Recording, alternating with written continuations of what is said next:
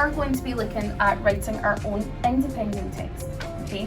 And part of your success criteria today, whilst you're trying to persuade someone using one side of an argument, is to firstly apply sequential. You're then going to use persuasive language to hook the reader.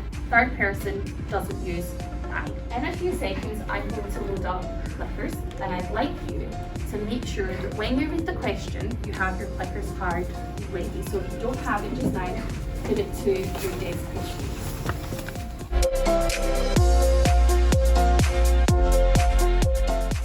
The Hinge Point question is now on the screen. The question is, which of the following sentences demonstrates the most effective example of persuasive writing? Think about the success criteria. Or is it D? Clearly, those things are terrible. They do damage to the planet.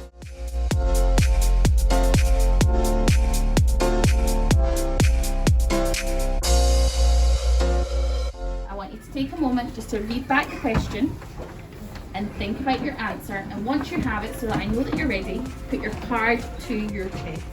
You need a bit more thinking time.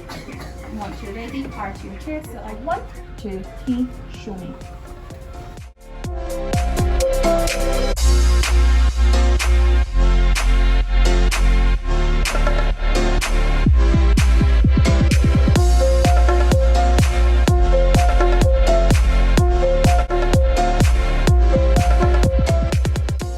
And we're going to reveal our answer. Now, I don't blame any one of you for getting any one of those damaging to the environment. I have seen evidence to back this up. This would be a great statement if you were writing an informal text, own personal opinion and some facts. However, it doesn't fully meet your success criteria. Okay?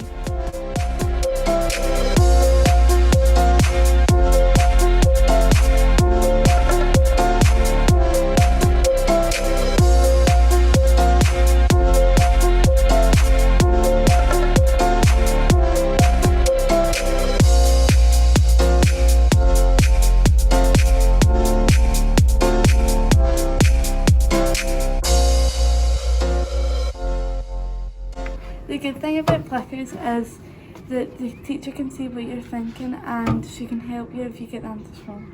Yes, and also we use digital technology in class, so it's a lot more engaging for us on iPads. Also, when you're set off to work, when you get the question wrong, the teacher comes and helps you and makes you a little bit understand. So it goes through the success criteria before we begin work, so we have a better understanding.